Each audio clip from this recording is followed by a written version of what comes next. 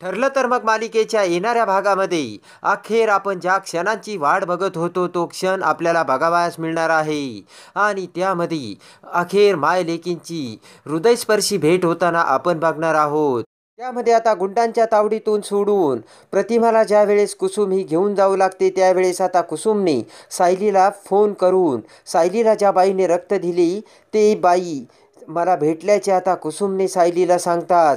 सायली ही कल्पना आणि पूर्णाजीला घेऊन आता प्रतिमाला भेटण्यासाठी निघलेली असते. आणि ज्या वेळेस सायली ही प्रतिमाला बघते त्याच वेळेस नकळत सायलीच्या तोंडातून आई हा शब्द बाहेर पडतो. आणि जेव्हा प्रतिमा ते शब्द ऐकते तेव्हा प्रतिमा ही आता सायलीसमोर येऊन लगेचच सायलीचा पाय वर करून सायलीच्या पायावरील ते तुळशीपत्र बघून एका आई आणि मुलीची हृदयस्पर्शी भेट होताना आपण बघणार आहोत. आणि जेव्हा सायलीच्या पायावरील तुळशीपत्र हे पूर्णाजी समोर सगळ्यांच्या समोर येते त्याच वेळेस आता प्रतिमा आणि तन्वी एकाच वेळी पूर्णाजीला कसे भेटतात हे आता आपण बघणार आहोत. त्यामध्ये आता दिवाळीच्या सणानिमित्त सुभेदाराच्या घरी जोरदार तयारी झालेली असते. आणि आता दिवाळीमध्ये अगदी प्रतिमाच्या हाताचा जसा स्वयंपाक असतो त्याच पद्धतीने आता सायलीने स्वयंपाक बनवलेला असतो. तेव्हा आता सायलीच्या त्या स्वयंपाकाची चव डिक्ट सेम टू सेम प्रतिमासारखी असल्यामुळे आता पूर्णाजीचे सुद्धा सायलीविषयी मन बदललेले असते. आणि ही पोरगीचे सर्व गुण माझ्या प्रतिमासारखेच असल्याची आता पूर्णाजीची खात्री झालेली असते. आता इकडे सुभेदारांच्या घरी फराळ पोहोच करण्यासाठी प्रतिमा जशी फराळ देत होती तो सर्व फराळ आता तन्वी करणार असल्याचे रविराजने सांगितलेले असते. आणि त्यासाठी सुमनने ज्या पातेल्यामध्ये प्रतिमा फराळ करत असायची ते पातेलेसुद्धा बाहेर काढलेले असते. आणि फराळाचे सर्व साहित्य आता सुमनने बाहेर काढून तन्वीला सांगितलेले असते की मी तुला सर्व गोष्टी बाहेर काढून ठेवल्यात तर आता तू प्रतिमासारखा फराळ तयार करून ठेव आणि तोपर्यंत मी मार्केटमधून जाऊन येते. तेव्हा आता रविराजला सुद्धा सुमनचे म्हणणे पटलेले असते. आणि इकडे आता सुमन ही मार्केटमध्ये भाजी आणायला निघून गेलेली असते. इकडे मात्र आता तन्वीने डोक्याला हात लावलेला असतो. या प्रतिमासारखा आता फराळ आपल्याला कुठून येणार, आपण आता रेसिपी बघू आणि त्यानुसार फराळ बनवू आणि मग तो फराळ आपल्याला सुभेदारांच्या घरी घेऊन जाता येईल असे आता तन्वीने बेत आखलेला असतो.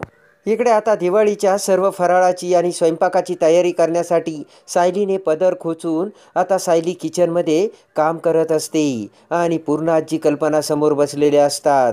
तेव्हा पूर्णाजी आणि कल्पना सायलीकडे बघतच असतात.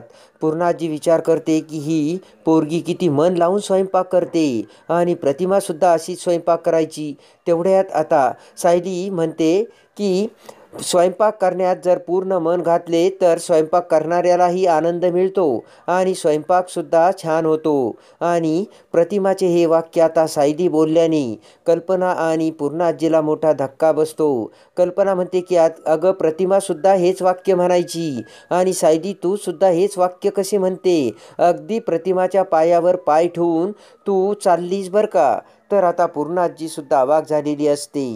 इकडे आता प्रतिमा ही फराळाचे सर्व सामान घेण्यासाठी मार्केटमध्ये आलेली असते आणि प्रतिमाने तिच्याकडे आता शंकरपाळे, शेव, चिवडा सर्व काही दिवाळीचा फराळ हा विकत घेतलेला असतो. आणि तो पिशवीमध्ये टाकून प्रतिमा ही रस्त्याने जात असते. पण त्याच वेळेस उन्हाळ 2 ते 4 गुंड हे तिथे येतात आणि प्रतिमाच्या हातातील तो गोड फराळाचा प्रसाद बघून लगेचच प्रतिमाला घेरतात आणि प्रतिमाकडून त्या फराळाच्या पिशव्या घेऊ लागतात. तर प्रतिमाकडे असलेली ती फराळाची पिशवी खाली पडते. तेव्हा त्यामधील सर्व वस्तू प्रतिमा पुन्हा पिशवीत ठेवू लागते. तर ते गुंड आता प्रतिमाला वेडे समजून तिच्याकडे बघत हसत असतात. पण त्याच वेळेस कुसुमताई ही मार्केटमध्ये आलेली असते आणि कुसुमताईचे लक्ष त्या गुंडांकडे आणि प्रतिमाकडे जातात. तेव्हा प्रतिमाला बघताच कुसुम म्हणते की अरे ही बाई तर आपण आपल्या ॲटोने ज्या बाईला अपघात घडला होता तीच आहे आणि ह्याच बाईने हॉस्पिटलमध्ये सायलीला रक्त देऊन सायलीला वाचवले होते. पण त्याचबरोबर जेव्हा ते गुंड आता प्रतिमाची छेड काढत असतात त्याच वेळेस कुसुमचे लक्ष जाते आणि लगेचच प्रतिमाला वाचवण्यासाठी कुसुम ही धावत येते आणि गुंडांचा हात धरून एकेका गुंडाला चांगलाच धडा शिकवते. तेव्हा ते गुंड तेथून पळून जातात आणि कुसुमने आता त्या गुंडांपासून प्रतिमाला वाचवलेले असते. त्यानंतर कुसुम ही प्रतिमाला बाजूला आणत म्हणते की अहो ताई, तुम्ही इकडे कशा? आणि तुम्ही माझ्या बहिणीचा हॉस्पिटलमध्ये रक्त देऊन जीव वाचवला आणि अशा कुणालाही न सांगता कुठे निघून गेल्या होत्या. तर आता इकडे प्रतिमाला बोलता येत नसते. तेव्हा प्रतिमा हाताच्या खुणेने कुसुमला म्हणते की कशी आहे ती मुलगी आता? तर ते ओळखून कुसुम म्हणते की माझी बहीण तुम्ही दिलेल्या रक्तामुळे खरोखर वाचली. तिचा जीव वाचवल्याबद्दल कुसुम ही प्रतिमाचे आभार मानते आणि म्हणते की चला, तुम्ही कुठे राहता, मी तुम्हाला सोडते.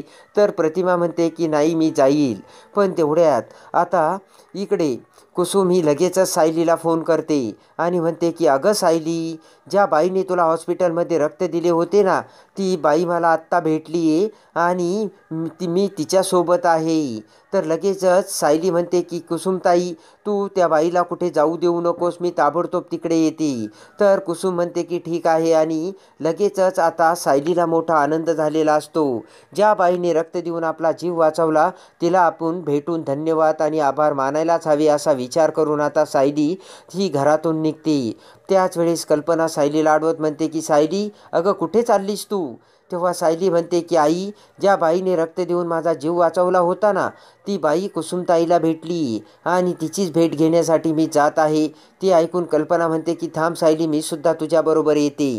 तर आता इकडे कल्पना आणि सायली दोघीही आता प्रतिमाची भेट घेण्यासाठी कुसुमने दिलेल्या पत्त्यावर जाऊ लागतात. तर आता इकडे कल्पना आणि सायली कुसुमने दिलेल्या जागेवरती येतात. तर समोर लगेचच प्रतिमाला बघताच सायलीला मोठा धक्का बसतो आणि सायली लगेचच प्रतिमाला ओळखते. पण त्याच वेळेस सायलीच्या तोंडातून नकळतपणे आई हा शब्द उच्चारला जातो. तेव्हा आई अशी हाक मारताच प्रतिमा ही सायलीकडे बघते आणि लगेचच सायलीने आपल्याला आई अशी हाक मारली. तेव्हा प्रतिमा लगेचच सायलीजवळ येऊन सायलीचा पाय धरून तो चेक करते आणि सायलीच्या पायावरील तुळशीपत्राची खून प्रतिमासमोर येताच मोठ्याने प्रतिमा आता तन्वी अशी हाक मारते. तर आता आई आणि मुलीची त्याचबरोबर आता एक हृदयस्पर्शी भेट होऊन अखेर प्रतिमाला तिच्या पायावरील ती तुळशीपत्राची खून बघून वाचा पुन्हा आलेली असते. तर आता सायली आणि प्रतिमाची हृदयस्पर्शी भेट होऊन आता कुसुमसुद्धा अवाक झालेली असते. कुसुम म्हणते की सायली, ह्या कोण आहेत? तू यांना अगोदर ओळखते का?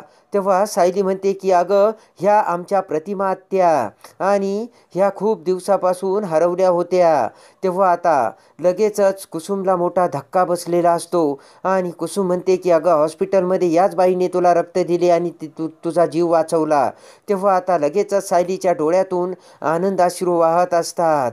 तर आता सायलीला काय बोलावे नि काय नाही कळत नसते. पण आता अखेर प्रतिमाची वाचा परत येऊन प्रतिमा सायलीला तीच तिची तन्वी असल्याची कशी सांगते आणि सायली आता प्रतिमाला कसे पूर्ण आजीसमोर घेऊन जाते हे बघण्यासाठी आणि ठरलं तर मग मालिकेच्या डेली अपडेटसाठी आपल्या चॅनलला लाईक करा, सबस्क्राईब करा.